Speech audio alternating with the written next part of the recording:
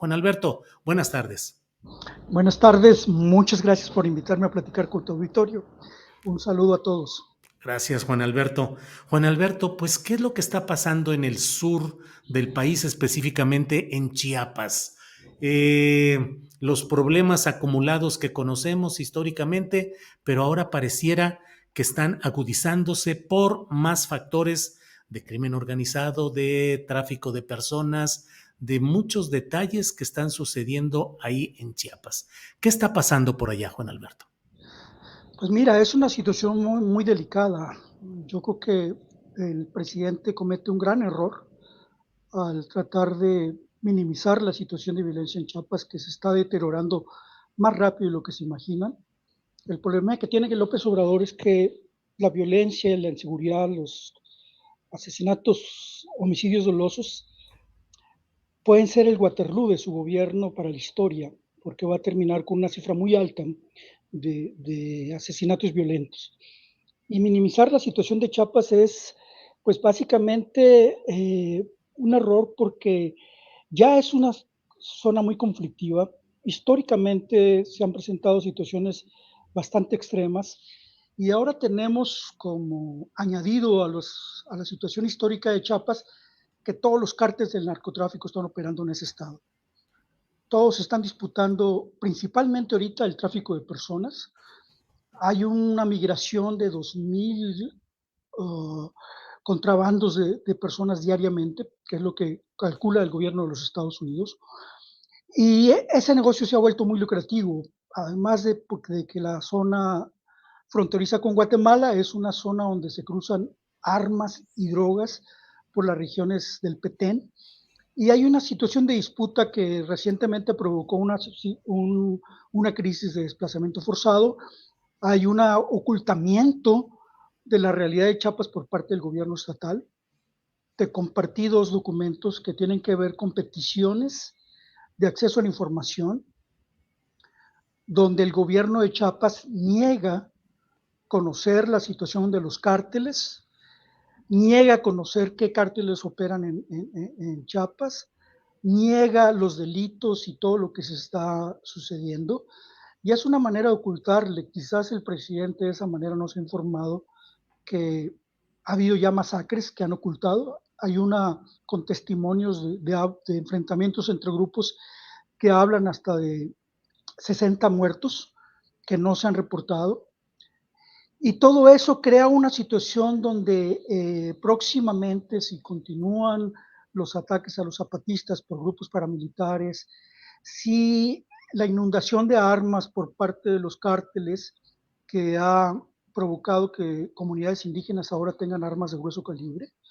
Recordemos que el subsecretario de Gobernación, Alejandro Encinas, reconoce un cártel indígena, que eso habla de la profundidad de la descomposición social en Chiapas.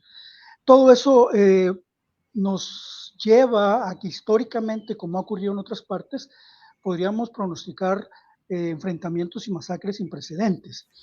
Y el problema que tiene López Obrador es que Chiapas es un estado que atrae mucho la atención por lo que significó el levantamiento zapatista del 84, perdón, del 94. Atención nacional e internacional, Juan Alberto. Exactamente, sobre todo en Europa. Entonces eso le puede provocar que si llega a haber una situación extrema, se le venga el mundo encima. Y entonces yo creo que minimizarla, decir que no está pasando nada, no reconocer que tendrían que tener la atención absoluta en Chiapas, es un grave error que le podría costar muy caro a López Obrador.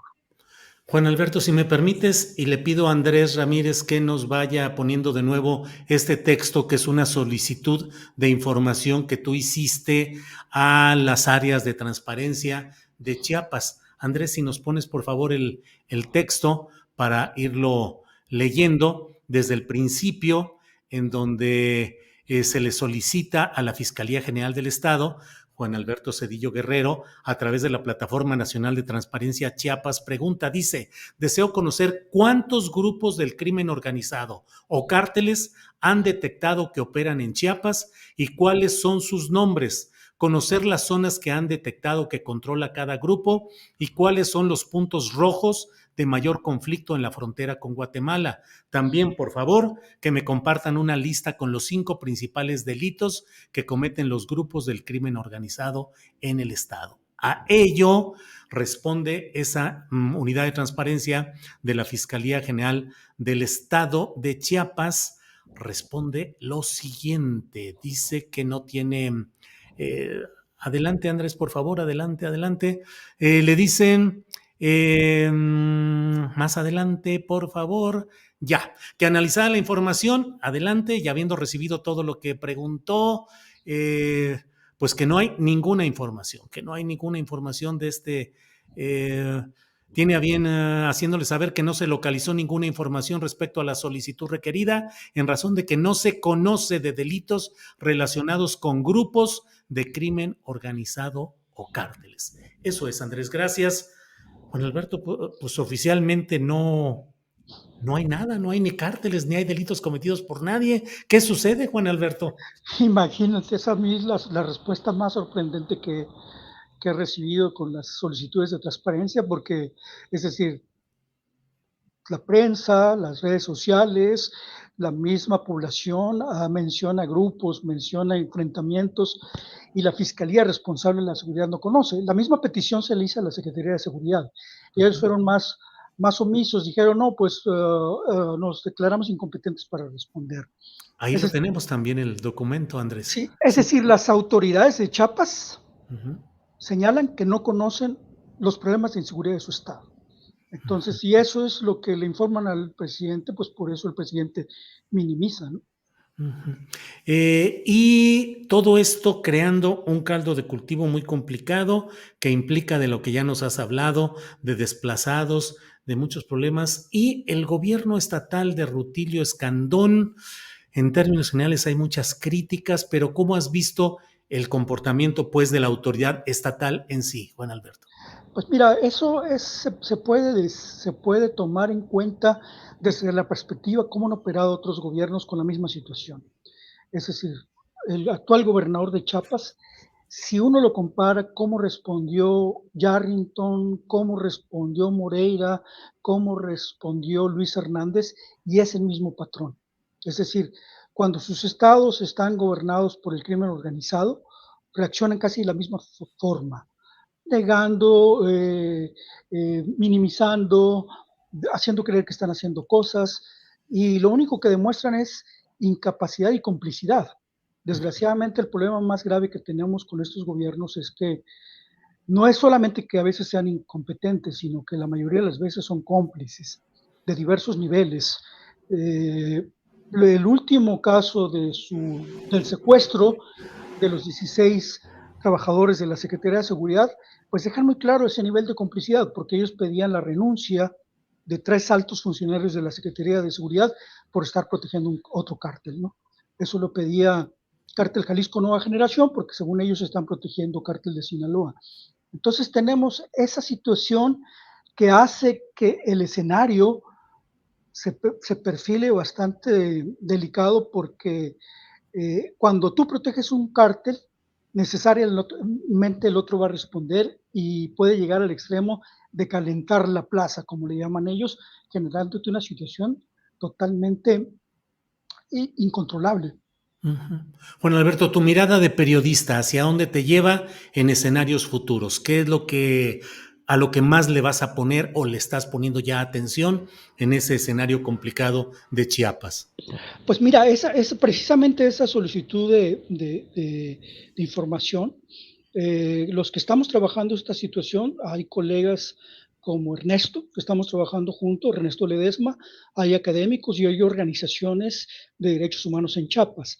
Lo que queremos hacer, por eso la solicitud, era tener un mapa muy completo de cuáles son los territorios en disputa entre comunidades indígenas, cuáles son las zonas que están controladas por los grupos del crimen organizado donde están operando, porque tenemos reportes de enfrentamientos que no se han dado a conocer.